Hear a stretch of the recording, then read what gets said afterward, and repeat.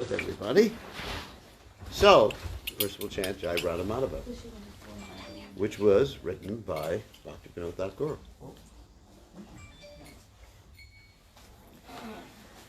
Jaya Radha Madhava Kunja Bihari Radha Madhava Kunja Bihari Radha Madhava Kunja Bihari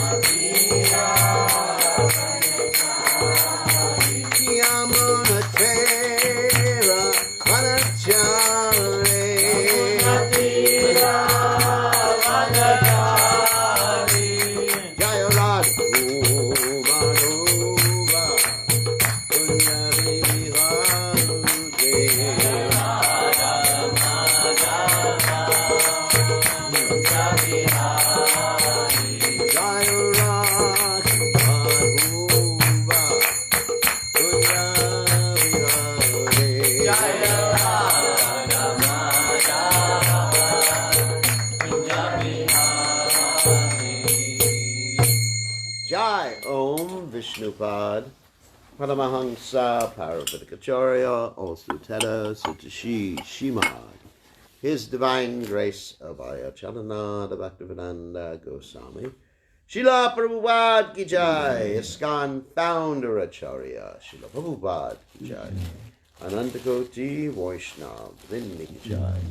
Namacharya Srila Haridas Thakura Ki Jai. Prem Se Kaho Shri Krishna Chaitanya Prabhu Nityananda Shidwait Radha Shivasati Gaur Bhaktivinode Ki Jai. Shri Shri Radha Krishna Ko Bhagavata Sayam Kunda Radha Kunda Kiri Govardhan Ki Jai. Vrindavan ki jai, Maturam ki jai, Jagadava Swami ki jai. Murmai ki jai, Shrimati Tulasi Devi ki jai, Samveda Bhakta Vrindi ki jai, Gaur Premananda Hari. All glories to the Assembled devotees, all glories to the Assembled devotees, all glories to the Assembled devotees. All glories to Shri Guru and Gauranga, Srila Prabhupada ki jai. Now we'd like to welcome some of the devotees who are joining us from all over the world, from Europe, America, and also New Zealand, on the internet. Anyway, so today is the appearance day of Srila Bhaktivinode Thakura, and so Om Gana Timananda Shah, Gananjana Shalakaya Chakshur Unmeditam Yena Tasmai Shri Gurave Namaha. So, just basically for those of you who don't know, he is the spiritual master of Srila Gorgashodas Babaji Maharaj, who is the spiritual master of Srila Bhaktisiddhanta Saraswati Thakur, who is the spiritual master of His Divine Grace A.C. Bhaktivinode Swami Srila Prabhupada, the founder, Acharya of the International Society for Krishna Consciousness, and Bhaktivinode Thakur is spiritual master Jagannath Das Babaji Maharaj. And he comes in the disciplic succession, coming from Lord Chaitanya, the 6 Goswamis of Vrindavan, and ultimately from Lord Brahma, and ultimately from Lord Vishnu. So, Thakur is a title that is given, let's say, to those on the highest platform of devotional service. It's higher than Goswami or Swami or anything like that, or Maharaj. It just indicates, so basically, someone who is a Paramahansa. So, we're going to speak a little bit about his life. He was born, excuse me, on the 2nd of September, 1838, and of course today is the same day on the Vaishnava calendar. And it was on a Sunday, and he was born in a place called Biranagara, which is in West Bengal, in Nadia district. Of course, Nadia is where Lord Chaitanya Mahaprabhu appeared. And he was known as the Daija Kulera Prahlad. So he was like Prahlad Maharaj in the family of demons. So not all of his family were devotees. But on his father's side, they were devotees. On his mother's side, there was no respect for Vaishnavas at all. And he was actually named Kedaranatha. Kedaranatha is, of course, the name of Lord Shiva. And he, in the beginning of his childhood, he was living in a very opulent fashion, in a mansion, in his grandfather's mansion. And very, very opulent. And he got elementary education in the primary school, started by his grandmother, and he attended an English school in Krishnanagara, which is near Mayapur, Sridham Mayapur. And all of a sudden, his older brother died unexpectedly of cholera. And when he was 11 years old, his father passed away, so things started to go, let's say, externally downhill for him at this point. So at this time, the family fell into a condition of poverty, and all the wealth that they had disappeared. But his mother arranged a marriage for him when he was 12 years old. And the prospective bride was 5 years old. Yeah, so try to remember there's a reason for that, and actually a very good reason for it. Not that they would live together, first of all. That was not practical. Haribol. But the reason was so that later on people's minds wouldn't be disturbed thinking, is he my beloved? Or is she my beloved? And their minds were fixed. That this is the person I'm going to marry. And some of the most successful marriages I've seen are not, of course I've never seen a marriage in the modern day where it was arranged amongst the people who are so young. But the most successful marriages I've seen have been the arranged marriages. Some of them some of my friends, they met for the first time on the wedding day. Pretty interesting, isn't it? Nowadays, nobody will accept that. But anyway, nowadays, of course, they want all sorts of arrangements, meetings, Skype conferences, and things like that. But in this way, people's minds weren't disturbed. And like nowadays, you go to school and basically all the girls and all the boys are talking about something that's not so good for sannyasis to hear about. So, anyway, at one point he became ill. He had a series of illnesses, challenges. And you see this, Krishna does this for his devotees. He puts them through very difficult circumstances. Prabhupada was asked one time why devotees have all these impediments and problems. And Prabhupada said, without opposition, where is the chance for glorious victory? I mean, for example, if you have the Mahabharata and Duryodhana surrenders to the Pandavas, please accept my obeisances, Yudhisthira Maharaj. It'd be quite a boring book. It's not, and there's no purification without intense emotions. You got to have intense emotions and austerities to be purified. That's life in this material world. Or even in the spiritual world, everything is very intense. Radharani is feeling separation from Krishna. Even though Krishna doesn't leave the spiritual world, he plays like he's leaving the spiritual world, or plays like he's leaving Vrindavan. This is described in the Brihad Bhagavatamrita. He makes believe he's leaving Braj, and then he comes back the next day. And then a few days later he leaves again and comes back. Just to bring out these intense feelings of pain. And that pain is pleasurable for a devotee. Anyway. So, then he was treated. Bhaktivinode Thakur became ill. And then he was treated by a Muslim, what's called a soothsayer. That means fortune teller. And it was predicted, the Muslim predicted that his village would become pestilence-ridden and deserted. That means pestilence means disease, of course, rats and things like that. And also, this Muslim also predicted Kedarnath Datta, that's Bhaktivinode Thakur, would be recognized as a great devotee of Lord Krishna. So at 18 years of age, in 1856, Bhaktivinode Thakur entered college in Calcutta, and he was writing in English and in Bengal extensively and publishing some of his works in the local journals. He became he became such a well-known personality, and even as far as speech making, he actually started to tutor different persons who would later become orators in the British Parliament. So this is 18 years of age, extremely brilliant. And then between the years of 1857 and 1858, he composed a two-part epic. Epic means like a very long poem, epic poem, entitled the Puriad, which he wanted to complete in 12 books. And these books describe the works of Porus, who met Alexander the Great. And he became very attracted to Christianity. Remember, he wasn't acquainted with Lord Chaitanya Mahaprabhu at this particular point. So, even though he was born in Bengal. And the reason he became attracted because he was repulsed by Hinduism. What's called Hindu monism. Actually, as far as the word Hindu is concerned, it's nowhere there in the Vedic literatures. The description usually given is that people, like in Afghanistan and Iraq and everything like that, they referred to the people who lived on the other side of the ocean or river as Sindhus, and they didn't pronounce the S properly. And in those countries, they pronounced the S as Cherno, like that, and it became Hindus. And that's how the designation Hindus came.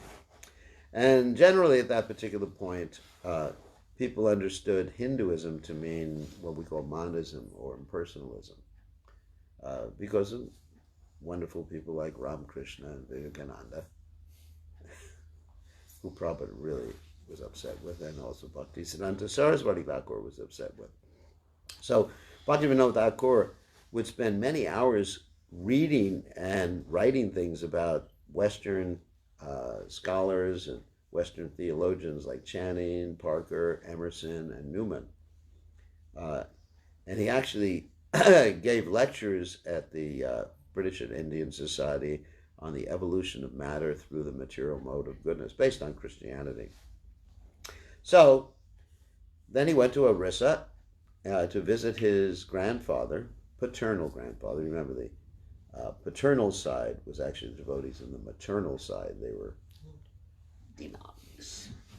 So his grandfather's name was Rajabalabhadatta, and he was living as an ascetic. Everyone knows what an ascetic is? I mean, someone who performs tapasya in Orissa. And he was getting ready to leave his body. He could predict the future. So he wanted Bhaktivinode Thakur to be with him when he departed the world, which Bhaktivinode Thakur was with him. And Bhaktivinode Thakur was 21 years old at this particular point. And it was predicted that he would be a great devotee by his grandfather. And his grandfather asked him to travel to all the monasteries and temples in the state of Orissa. So in 1861, Bhaktivinode Thakur became a deputy magistrate in the government of Bengal. And he began to oversee not only the ordinary duties, but he actually ended the corruption of many government workers. And he wrote an English book in 1863 called Our Wants, based on needs and wants. And then he composed some poems in Bengali. And at this point, he wasn't really talking about Krishna consciousness so much. But then he received copies of the Srimad Bhagavatam and Chaitanya Charitamrita from Calcutta. And then he started to read the Chaitanya Charitamrita repeatedly, and his faith in Krishna consciousness increased dramatically. And then finally he was absorbed in Krishna consciousness day and night. Now you may want to ask, if we consider him a Nitya Siddha devotee, someone coming from the spiritual world, why wasn't he absorbed in Krishna consciousness from the very birth? Because Prabhupada said generally you can see people like Parikshit Maharaj, who was worshipping deities, Prabhupada, who was worshipping deities, Bhaktisiddhanta Saraswati Thakur, who was worshipping deities, memorized the Gita when he was 5 years old. So Bhaktivinode Thakur didn't have the same sort of childhood. Well, this is done by the Supreme Personality of Godhead to illustrate to us the potency of Krishna consciousness, even though Bhaktivinode Thakur is an eternally liberated soul, and to show us how by reading Srimad Bhagavatam, one can be transformed from someone who is not at all Krishna conscious. In fact, Bhaktivinode Thakur, it's not usually discussed, was not a vegetarian when he was young. So someone who can, it's an inspiration for us, someone who can come from a position that's not apparently Krishna conscious and come to the highest platform. But Bhaktivinode Thakur, again, I want to emphasize, was always on the highest platform. So, anyway, so he was absorbed in Krishna consciousness, and he published a song at that time about Lord Chaitanya Mahaprabhu called Sachinandana. And he spent a lot of time in seclusion, just being absorbed in the holy names, although he was still executing his duties. He never renounced this world in that way, except in the final few days of his pastimes. And then he started writing books in Sanskrit, such as the Sri Krishna Samhita, Tattva Sutra, Tattva Viveka, and many books in Bengali, such as the Kalyana Kalpataru. And then in 1874, he composed a book called the Gata Kaustuva, which is about the Bhagavatam, in Sanskrit. So he's a very educated person. And then, while he was in Puri, he established a Vaishnava discussion society, and many Vaishnavas joined this group. There's an interesting story that there was one Babaji. He thought that Bhaktivinode Thakur was unauthorized, as Bhaktivinode Thakur had not taken initiation at that time. And when you don't take initiation, the tradition was, at least previously, you wouldn't wear kantimala or tilak. So he actually started preaching against Bhaktivinode Thakur. He said, Bhaktivinode Thakur is not bona fide, you should avoid his association. But very soon thereafter, this Raghunath Das Babaji contracted a deadly illness. And then Lord Jagannath appeared to him in a dream and told him to pray for the mercy of Bhaktivinode Thakur if he wanted to be freed from this imminent death. So he did so, and Bhaktivinode Thakur gave him medicine and cured him. And he blessed him with true awareness of Bhaktivinode Thakur's position. There's another. Oh, here's the person we mentioned the other day. There was a bogus person in Jagannath Puri named Charanab Das Babaji, who preached and printed books advising that one should chant the Hare Krishna Maha Mantra in Japa and Nitai Gaur Radhe Sham in Kirtan, Hare Krishna Hare Ram in Kirtan. Bhaktivinode Thakur preached long and hard to him, but after a long time, this Babaji came to his senses and begged forgiveness from Bhaktivinode Thakur, admitting his fault and spreading this nonsense mantra all over Bengal. 6 months later, he went mad and died in great distress. Wow.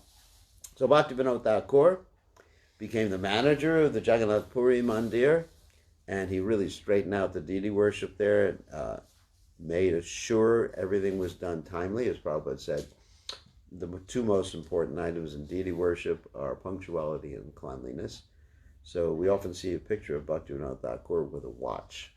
Of course, the watches that they had at that time were not wrist watches. They had pocket watches. And then also we always see Prabhupada with a watch. How many of you have watches on? You have a watch on? No, you have a watch. Doctors don't have a watch. Phone place. You're poor patients. Isn't it? Poor patients. Sorry. And you say, I'll just be there in 5 minutes, and you're there 5 hours. And so anyway, but he always had a watch, and he made sure that things were executed according to the second. He was timing things like that. And then he would spend long hours discussing Krishna and chanting the holy name, especially at the Tota Gopinath temple, and also at the tomb of Haridas Thakur, the Siddhavakul, that's where Haridas Thakur did his bhajan, and the Gambhira, where Lord Chaitanya Mahaprabhu resided. He wrote things on the Vedanta Sutra, and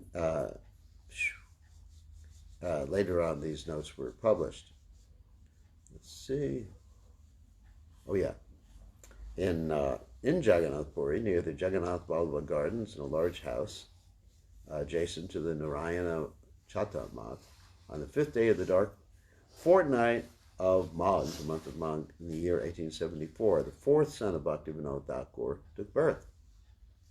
He was named Bimala Prasad. Later on he was known as Srila Bhaktisiddhanta Saraswati Thakur. And anyway, so as the magistrate in Jagannath Puri, Bhaktivinode Thakur discovered that the king of Puri had taken 80,000 rupees for sense gratification from the hundi. That's a lot of money. Of course, nowadays, it's not a lot of money. 80,000 rupees, can't buy anything for 80,000 rupees. But in those days, I remember when I first went to India, you could buy things for paises. You know what a paise is? The paise is a coin, but you know how much is a paise worth? 1/100th of a rupee. It's like a penny.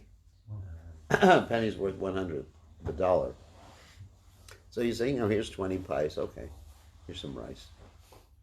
My God. And nowadays, basically, paise is worth nothing, and a rupee is worth nothing. So anyway, so this king was taking all the money from Lord Jagannath, so Bhaktivinode Thakur forced him to give Lord Jagannath bhoga, or pay for it, 52 times a day. And the king's money started to run out, and the king was angry. And with the help of 50 pandits, he started a big sacrifice to kill Bhaktivinode Thakur, and the sacrifice went on for 30 days. And when he poured the last oblation, swaha, the king's son died.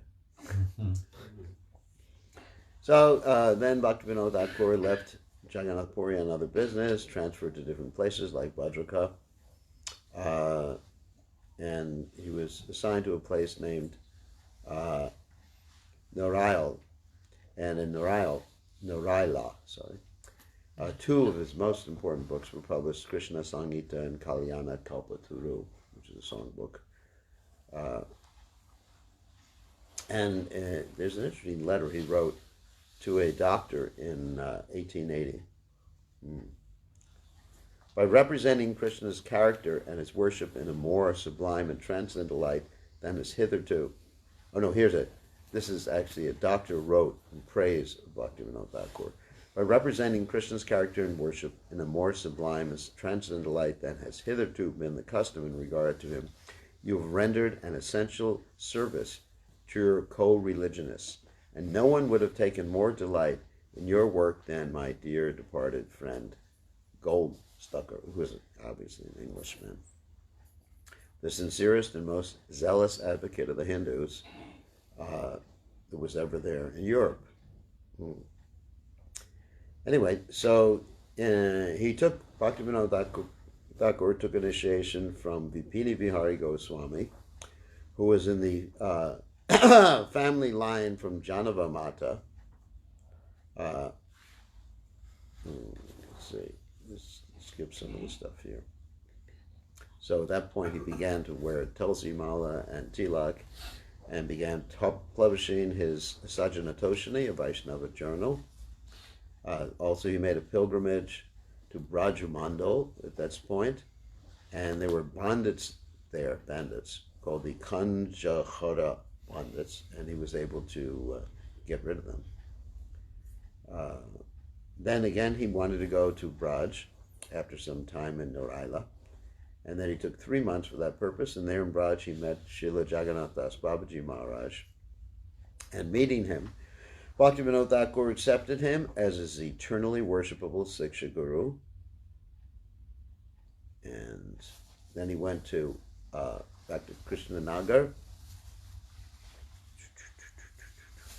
and during his stay in Krishnanagar, he used to go to Navadvip to try to find out where the birth site of Lord Chaitanya Mahaprabhu was.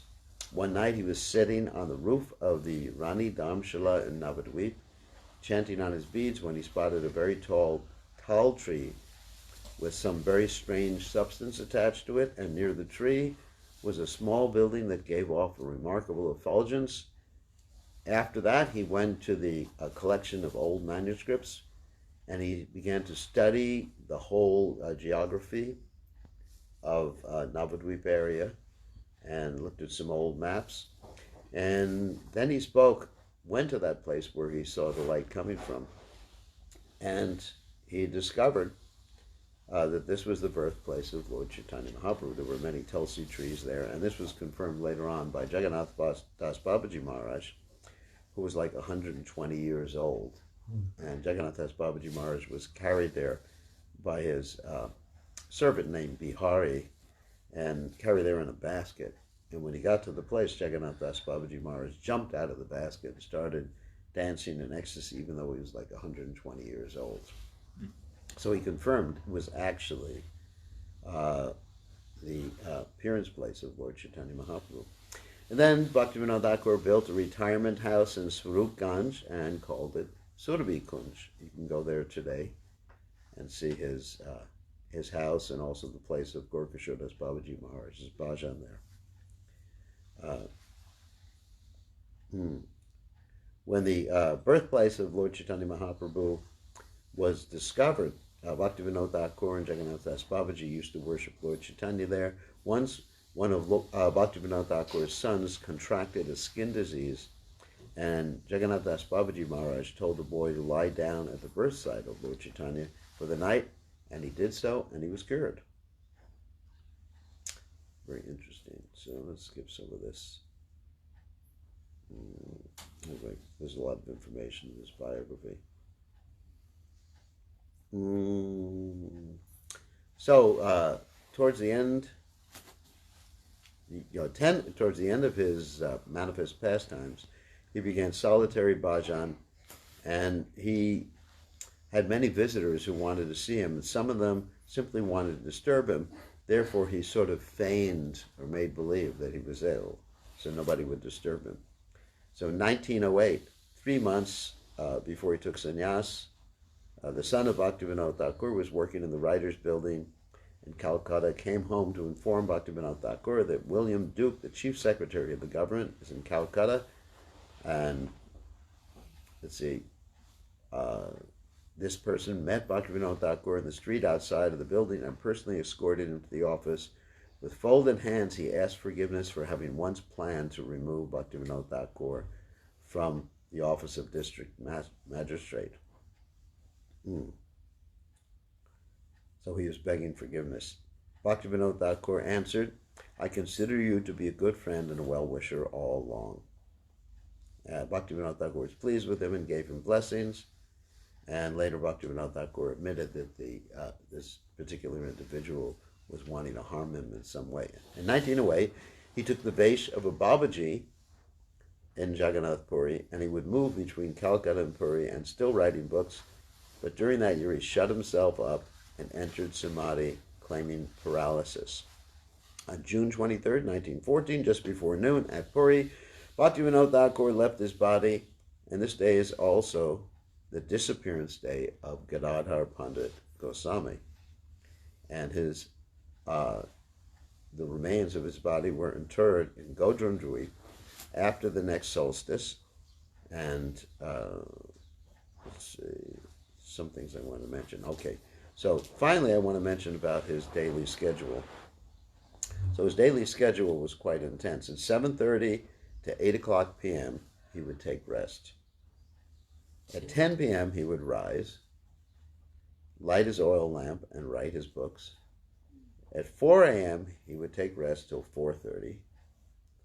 He would rise, wash his hands and face, chant japa, and then 7 o'clock write letters, 7:30 read, 8:30, this is in the morning of course, receive guests and continue to read, 9:30 to 9:45 take rest, just like little power naps. 9:45 he had morning bath, breakfast of a half quart of milk, that means half a liter, a couple of chapatis, fruit. At 9:55 go to court in carriage. He would wear a coat and pants to court with double-sized Tulsi neck beads like yours. And tilak. He was very strong in his decisions. He did not allow any humbug in his court. Nobody could stand before him. He would shave his head monthly. He never allowed harmonium. Very strict. Because they're let me explain why. Because they're professional bhajan players. Not that harmonium is against Krishna consciousness or something like that. But there were all these professional people just interested in making money. When I was in Mayapur one year, Prabhupada, of course Prabhupada was there, and the devotees invited all these professional people to have kirtans, and they even started a kirtan competition, who could chant the best. And they were really expert people, who could not only play the harmonium, but they could play mridanga so well they could make the mridanga chant Hare Krishna. They go, Hare Krishna, Hare Krishna, Krishna, Krishna, like that. And when Prabhupada heard about this, he got very upset and stopped the whole thing. So anyway, Bhaktivinode Thakur's day, 10 o'clock the court began, 1 o'clock the court was finished, came home, bathed and refreshed, 2 o'clock returned to the office, and at 5 p.m. translated works from Sanskrit to Bengali. Then he'd take his evening bath and a meal of rice, chapatis, and a little bit of milk, and he always consulted his pocket watch and kept time punctually. You hear that, doctor? And I try to do that too. Like you see, you can pretty much tell the time by what I'm doing at a certain time. I go for the walk exactly the same time. Sometimes like 5 minutes, all right. You know, you just really have to be punctual. Prabhupada was the same way, very, very punctual. Because you get a lot more done if you're regulated. Otherwise, if you're not punctual, it's just like you're always on the mental platform. Isn't it? I got to do this, I got to do that. But nowadays, Vaishnavas, and even they have Vaishnavas live according to the clock. And then even with the deities of Prabhupada, we always put a watch in the temple here. You put a watch on Prabhupada. No, not now. Before it was there, somebody stole it. Oh, somebody stole it. Twice. Well, that's understandable. Stealing from Prabhupada, I mean, that's really, how low can you go? You know? They steal the big bags too. From Prabhupada? Yeah. I mean, how can people be that low to steal from a pure devotee? When was this for? We used to, like 2006, 2007, used to do a watch, but then it disappeared. I think it disappeared twice. Terrible. Anyway, so Prabhupada always wore a watch. And he's always punctual. And you could predict the time. And like even when we went on the morning walk with Prabhupada, he would come back just basically at the time when you greet the deities. Everything was timed. He went on the morning walk, he drove somewhere, came back, and then all of a sudden Prabhupada walked in, Govindam Adipurusham. So it was very punctual. Prabhupada, and even Prabhupada's classes, if you listen to them, you'll see they're ending usually between 25 minutes to 30 minutes. Yes. You know, Prabhupada didn't go on and on and on. He knew people's span of attention at that time. So, Prabhupada was charitable to, not Prabhupada, we're talking about Bhaktivinode Thakur, was charitable to Brahmins. He never accepted gifts from anyone. He declined all honors. He was strict in his moral principles. He never chewed betel. He didn't like theaters because they were frequented, it says here, by public women. I mean, you know, there's different things that Prabhupada and Bhaktivinode Thakur avoided that, you know, are different here in the West than in India. Like Prabhupada would often talk about hotels. You know, devotees shouldn't stay at hotels. But in India at that time, hotels meant a place of prostitution. You know, that you have to understand why. And theaters basically meant something similar. Bhaktivinode Thakur spoke Bengali, Sanskrit, English, Latin, Urdu, Persian, and Orient. Oh my God. It's called a polyglot. Anyone heard that word before? Polyglot. That means someone who speaks many languages, not just 2 or 3. He wrote books beginning at the age of 12 and turned out a profuse number of volumes until his departure. We're going to read a list of the works by Bhaktivinode Thakur in a second. And this list includes original works, commentaries, and articles. So here's the list. It's quite extensive. Well, we may be here for the next 2 years reading the list. So, 1850, Harikatha. 1851, Sumba Nisumba Yuddha. 1857, Poriad. 1860, Maths of Orissa. 1863, Vijnanagram. 1863, Sannyasi. 1863, Arwans. 1866, Validi Reshistri. 1866, Speech on Gautama. 1869, the Bhagavad, its philosophy, its ethics, and its theology. 1870, Garbha Stotra Vyakya. 1871, Reflections. 1871, Thakur Haridas. 1871, Temple of Jagannath at Puri. 1871, Monasteries of Puri. 1871, The Personality of Godhead. 1871, A Beacon of Light. 1871, Shadagrahi Vaishnava. 1871, Love of Godhead. 1871, The Atibadis of Orissa. That means it's a deviant group. 1871, The Marriage System of Bengal. 1872, Vedanta Di Karana Mala. 1874, Data Kostubham. 1875, Dutta Vansamala. 1878, Bodha Vijaya Kavyam. 1879, Shri Krishna Sangita. 1881, Sri Sajjanatoshini, which is a monthly magazine. 1881, Kalyana Kalpataru. 1883, Review of Nitya Rupa Samstapanam. 1885, Vishwa Vaishnava Kalpataru. 1886, Dasopanishad Kurnika. 1866, Bhava Valli, commentary, which is a commentary.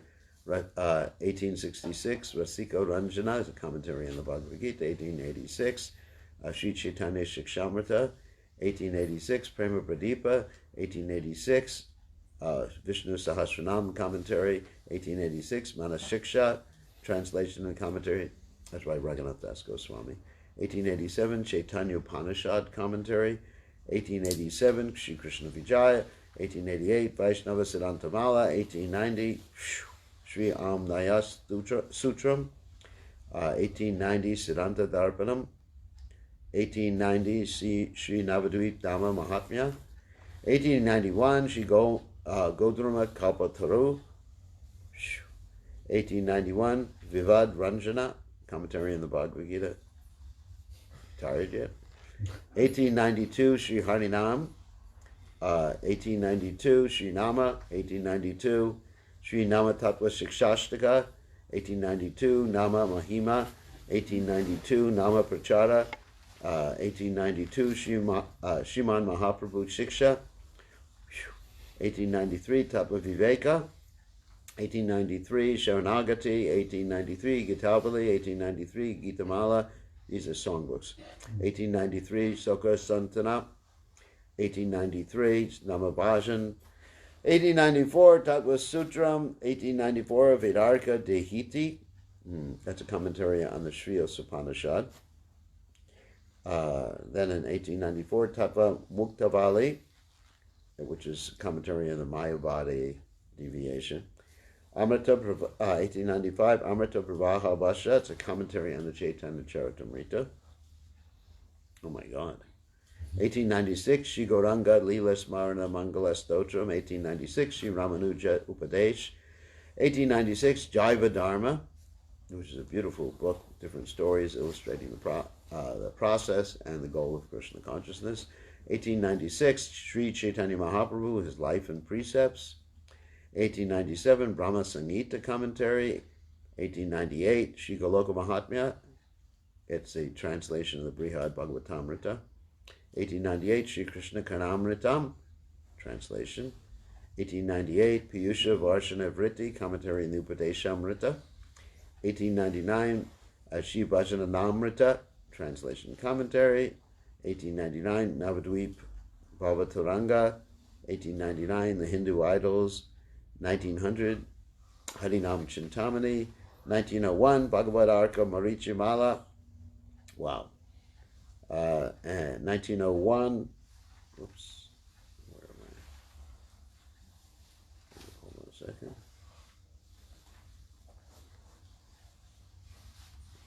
Wow. Hold on a minute. Huh? Skip. Okay. Let's see, we're on 1891.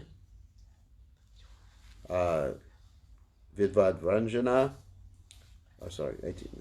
Shri Godruma Kalpataru, 1891, Vidvad Ranjana. 1900. 1901, that's right. Let's skip that. We did that already. 1901, Shri Bhagavad Arka Marichimala. 1901, Sri Sankalpa Kalpadruma. 1902, Bhajana Rahasya, 1906, Prema Vivarta. 1907, Swaniya Dashakam. And I think that's it. This thing keeps skipping. Somehow or other. It skipped. Okay, there's actually. Anyway, that's it. Quite an extensive list, isn't it? So, any questions or comments about Bhaktivinode Thakura? Are all those books in Bengali or? Many of them are Bengali. I mean, the poetry books are in Bengali, and some of them are English books, but mostly Bengali. And many of them have been translated. I have perhaps half of those books right now in English versions, and quite amazing. Especially most famous books are, and let's see what other books, and Chaitanya Shikshamrita books like that. And also Sharagrahi Vaishnava. It's a poem. It's actually a beautiful poem. Sharagrahi Vaishnava. And also, some are English. The Bhagavad is Philosophy and Ethics. That's in English. I have also Kalyana Kalpataru. And some of the Krishna Samhita I have. Chaitanya Shikshamrita I have. Let's see, I have a lot of these books. Gaudaruma Kalpataru I have. Of course, we all have Harinam Chintamani. And obviously we have Jaiva Dharma. So, any questions or comments? All these books are available online. Yeah, many of these books are available online in English translation as PDFs. And like copies of the books are also available easily. Copies of the books are available in New Zealand. I think in India you can get copies. Go to Vrindavan, there's different bookshops that have these books. But everything is available. Not everything, but most of these books are available online. However, Prabhupada wanted us to thoroughly study his books first. So we have to thoroughly study, or we should thoroughly study, Bhagavad Gita, Srimad Bhagavatam, Chaitanya Charitamrita, Nectar Instruction, Nectar Devotion, of course, Teachings of Lord Chaitanya, but that's Chaitanya Charitamrita too. So once you study the Isopanishad, once you study these and become expert in these books, then you can think of reading Jaiva Dharma. You told me 12 years. I asked you a year ago 12 years. When we should stop reading Prabhupada's books and read some of these other books. Well, not stop reading Prabhupada's But books. I mean, Yeah, not but stop, but at the same time read the other books. About 12 years. Yeah. At least 12 years 12. after initiation. 12 years. Any pastime of how Bhaktivinoda Thakur passed away in the final? I don't know that pastime. Except, he locked himself up and feigned illness and passed away. I don't know the pastime of that. So, any other questions? Yes. Guru Maharaj, Srila Bhaktivinode Thakur took initiation. From Vipini Bihari Goswami. That was Diksha or Shiksha? Diksha. Diksha, okay. And then he took Siksha from Jagannath Das Babaji. So his Siksha connection is considered more prominent. In fact, he actually had disagreements with his Diksha Guru after some point. His Diksha Guru was more inclined towards caste consciousness. And so there was this whole discussion in Midnapur as to who was superior, Vaishnavas or Brahmins. And his Diksha Guru was one of the proponents of the Brahmanism, the caste consciousness. So Bhaktivinode Thakur did not want to argue against his Diksha Guru. Obviously, that's not the right etiquette. So he sent his son, Srila Bhaktisiddhanta Saraswati Thakur, to argue, or to debate, let's say argue. And Bhaktisiddhanta Saraswati Thakur was very intelligent in that debate, because he started out praising the Brahmins. And then all the Brahmins were thinking, John, he's taking our side. And then after that, after they all let their guard down, he established that automatically a Vaishnava is better than a Brahmin, a ritualistic Brahmin. And the people were so, let's say, overwhelmed with gratefulness and happiness after he made that presentation. They rushed up to him to touch his feet and bathe his feet. And it was so dangerous for him that the police stopped the people, and they picked up Bhaktisiddhanta Saraswati Thakur and dipped him in a big jug of water. And then distributed that water to everybody. They put him in water. No, his feet, not the whole body, in water. And they distributed that water to everybody. The police understood it was going to be a riot. And Bhaktisiddhanta Saraswati Thakur was so, let's say, averse to the association of Vipini Vihari Goswami, he wouldn't offer obeisances to his father's guru. And one time, Bhaktivinode Thakur was asked by Vipini Vihari Goswami, "Why doesn't your son offer obeisances to me?" And Bhaktivinode Thakur said he has taken a vow not to go close to a sahaja. Oh. And a sahaja means one who takes things very cheaply. So, anyway, it's not for us to criticize Vipini Vihari Goswami. Bhaktivinode Thakur took initiation from him after having a dream in which Lord Chaitanya instructed him to take initiation from him. So, he's a great Vaishnava. Let's not criticize. But Srila Bhaktisiddhanta Saraswati Thakur had issues with him. All right. So, any other questions? Yes. Maharaj, it seems to me that Bhaktivinode Thakur, he and also Srila Prabhupada, Bhaktivinode Thakur predicted the rise of this great temple, the Temple of Vedic Planetarium. And Prabhupada also, I don't know if this is a true story, but I've heard this story, that he was asked what he would do if he was given $1 million, and he smiled and said, "Oh, that's easy. I would print books and build temples." Yes. So, and so does that mean that, but of course, both Srila Prabhupada and Bhaktisiddhanta and Bhaktivinoda Thakur were extremely highly educated people. Yeah. I wouldn't say today that our temples are fountains of education in the sense of, just education. There's a lot of nectar, there's no question. Yeah. So, and of course, Bhaktivinoda didn't predict that a great university would be built. He predicted a big temple. And Prabhupada didn't say, "Oh, I would start a university." Of course, so does that, I'm just curious if you have any thoughts on if they had ideas for what our temples should be. Well, I think they wanted temples to be places of education. It was interesting that about universities and studies, that Prabhupada said each and every temple. One time Prabhupada was asked whether devotees should be sent somewhere to be educated in Krishna consciousness, and Prabhupada said each and every temple should be like, and I forget the exact words, like an educational institution.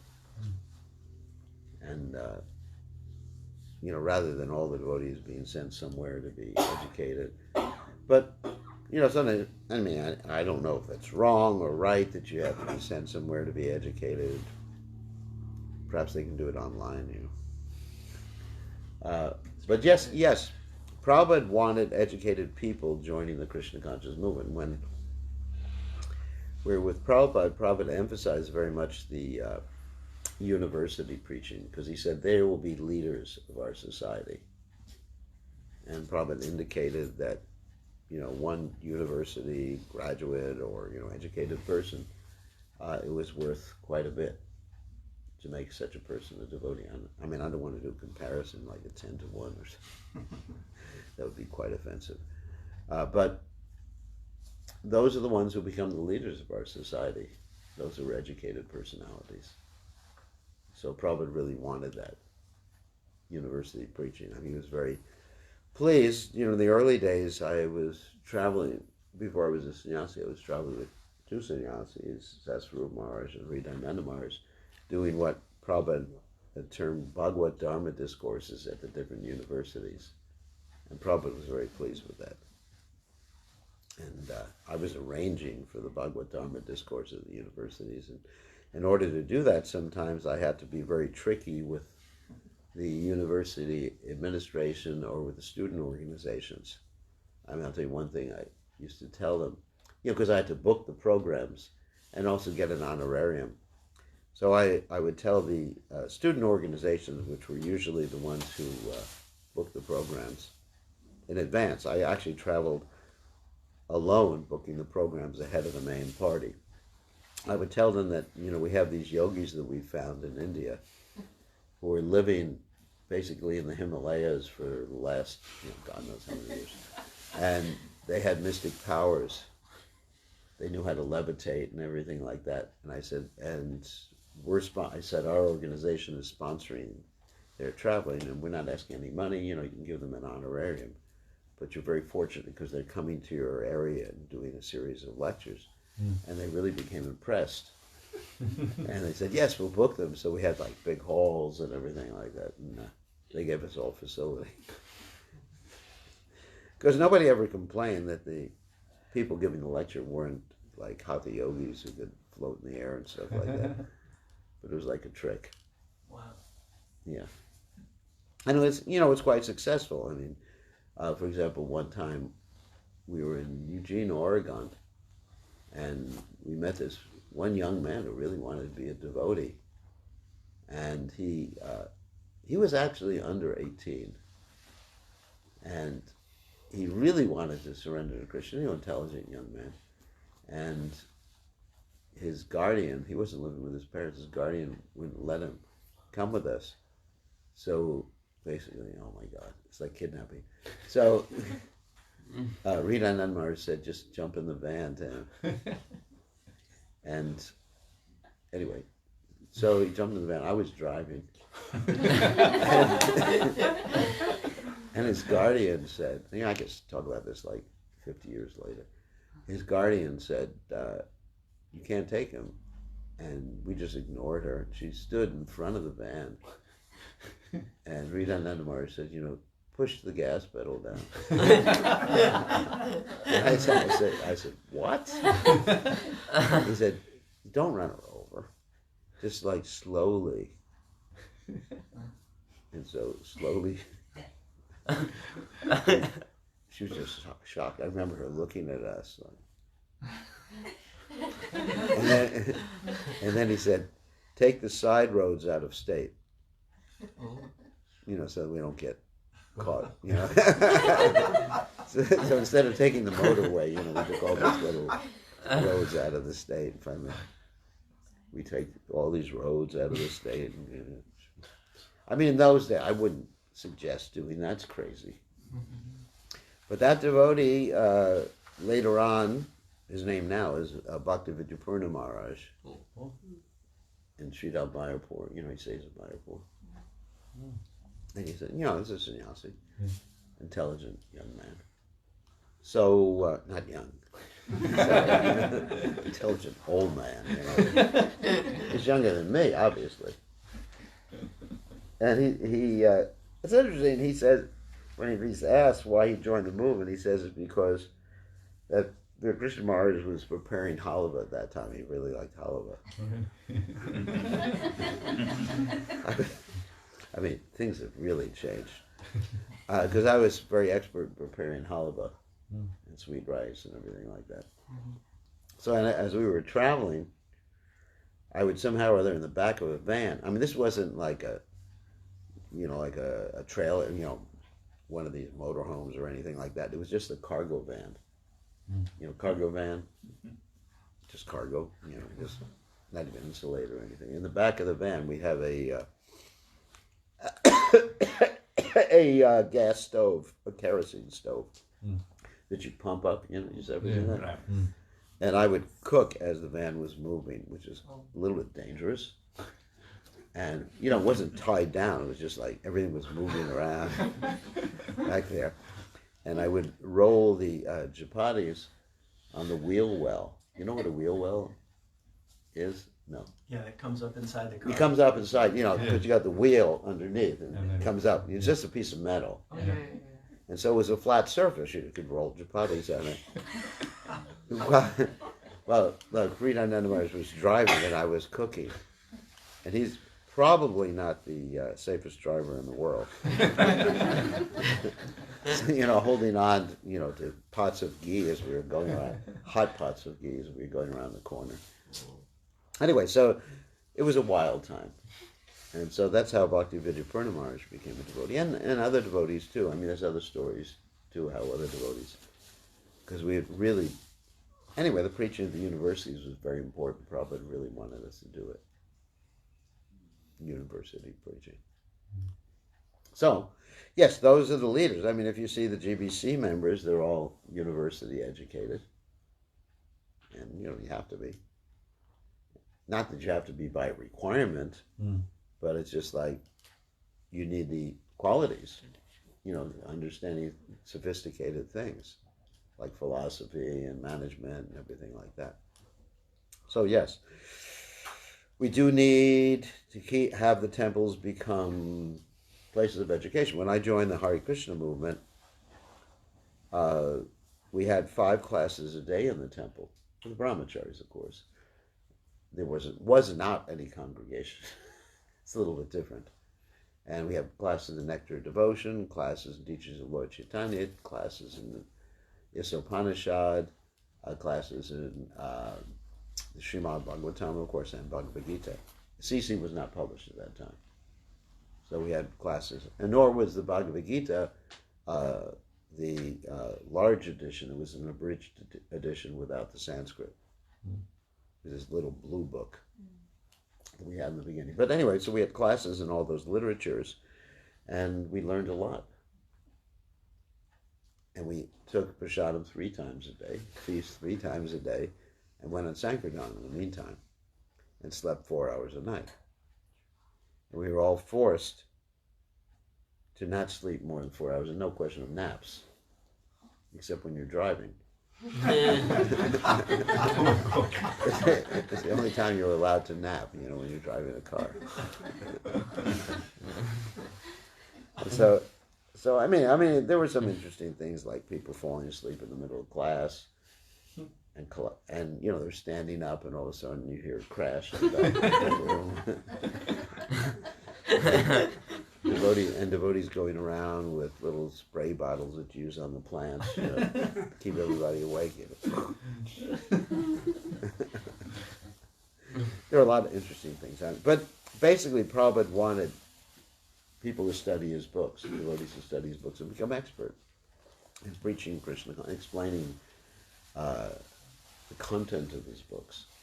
So yes, it is very important. Temples should be like that. At the same time, we do have a different scenario with a congregation that's mostly not interested in study. If you examine our congregation, mostly they're interested in, coming and having some festivals, taking some prasadam, getting some blessings. And anyway, we have to facilitate them too. We can't just be one-sided. But we do have to have programs of education in the temple. Very important point. Do you have programs of education? Not too many. We just started this Bhakti Shastri at the moment. Bhakti Shastri. Yeah. But the education should be based on understanding, not rote memorization. So many times I've heard complaints about the Bhakti. I don't know how you're teaching here, but the Bhakti Shastri, there's so much memorization there. And that's the Indian style of education. In the Indian style of education, you just get a whole bunch of things to memorize, and the understanding is minimal. So I'm not saying you're doing it like that, but I'm seeing some Bhakti Shastri courses are like that. You just stress how many verses you know, or this or that. Whereas our education that we had in Krishna consciousness was based on understanding the Siddhanta, and it didn't really matter how many verses you know. Like, for example, you have Jayananda Prabhu, who's a great devotee, who didn't know any verses, actually. There's that story that one time he was told by Tamal Krishna Maharaj to say his Gayatri mantra, so they were both saying together, and it took him about half a minute to say his Gayatri. And Tamal Krishna Maharaj said, how did you say your Gayatri in a half minute? You know the story? Yeah. And he said, how did you say your Gayatri so quickly? And what happened then, Jayananda related how Prabhupada gave him the Gayatri mantra. Prabhupada tried to teach him again and again, how to count and do his Gayatri mantra. Prabhupada said, it's hopeless. And he was an educated person, too. I mean, he actually had he was an engineer. He was driving a taxi when he met Prabhupada and used that taxi money to support the temple in Berkeley and San Francisco. So Prabhupada told him, just remember me, pull out your Brahmin thread and just remember me. And that's what he was doing. And, it's like he was the real knower of the Bhagavad Gita, of Krishna consciousness. So we have to be careful not to impose a material concept of education on Krishna conscious education, which would oftentimes but some people do, just projecting their own understanding of what it means to be educated. Universities. Yeah, university. Well, nowadays, actually, even in the Western universities, they're getting away from rote memorization. They're getting more into understanding. But somehow ISKCON is sort of stuck in the past. in many ways with a system of education. But the way we studied was understanding. Please explain what you just heard.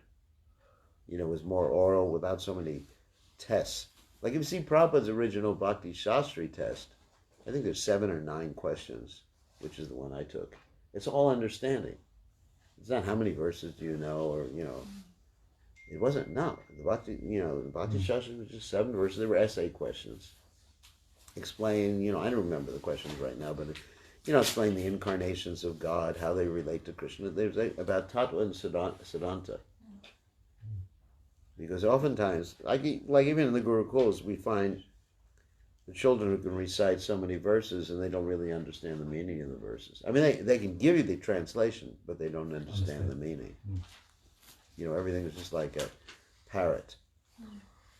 But, do you really understand what you said? Or like devotees reciting the Prasadam prayer. Prasadam prayers especially. And they don't know the meaning of the Prasadam prayer. And they're not thinking of the meaning. It's just some ritual you do before you get to, Om Tat Sat, thanks a lot.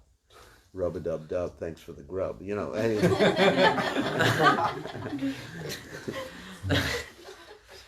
What about the difference between learning Bhakti Shastri to, impress the already converted versus to actually make new devotees with people? Yeah, there is a difference. There is a difference, The new devotees are not going to be impressed by how many Sanskrit verses, or even sometimes even by Sanskrit. It's just by your understanding and compassion. There's also qualities. They say that education is meant to basically civilize people, not to learn things. The real understanding of education is you teach people how to learn, and not so much what to learn. In other words, and also you civilize them, you teach them ethics, morality, how to be human beings. So anyway, these are my own particular opinions, and I'm sure a lot of people will differ from me, and I'm not saying this is an absolute opinion, but I really don't appreciate the way that generally Bhakti Shastri is taught in ISKCON, because it's a stress on rote memorization. It's just not. That's an important point, Guru, because understanding comes, then the practical comes automatically.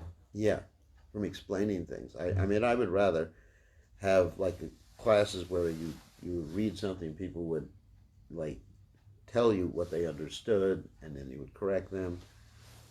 And that's more important to me than rote memorization. I mean, some people have the capacity for rote memorization, which is all right. One who started this Bhakti Shastri, Yeah. Praneshwar Prabhu, so his classes are interactive, and That's good. he will check. Yeah, like I said, I'm not when he's criticizing on done. anyone's particular teaching. I'm just saying there is a tendency to go towards, rote memorization, which is like I said, that's the Indian system where you just like memorize a whole bunch of things that are useless. I'm not saying Krishna consciousness is useless, but the Indian system is like that. And then you graduate, you don't know a damn thing. Isn't it? Actually, when the first batch of our Bhakti Shastri completed, so we went and addressed the students, saying that now you got the knowledge of Srila Prabhupada's book, let's go and distribute books. That's good. Yeah, that should be practiced too. Anyway, it has to be a balance. I mean, obviously, it's good to know some verses, like Dehino Sminyata, Dehe Komanam Yogananda. I mean, I know a lot of verses, but I think if I was forced to learn them for a course, I would rebel. I learned them because I was out preaching. And then when I would go out preaching in book distribution, I'd take a little index card, you know what an index card is, and have a verse on it, and throughout the day I'd be looking at that and memorizing the verse. So some days I'd memorize one verse a day. And it was part of preaching, because I would preach that verse. And, I wouldn't consider it so important to learn which number it was. 935, I mean, I know some numbers, but to me that's not significant. But, you take sometimes the Bhakti Shastri course, they'll say, okay, tell me what 931 is. Yes. Right? And I said, what's the difference? Yeah, when we were to give exams, and we kind of told our teacher it's quite difficult to remember numbers. Yeah. it's better just write the first word and Yeah. we can relate the rest of it. Or it's even better to say, all right, here's the topic. Give me some verses in reference to that Yeah. topic. Mm. That's even better. I mean, first word, I mean, doesn't relate to anything. I mean, yeah, you can do that. But I would say, okay, give me some verses that say that we're not the body.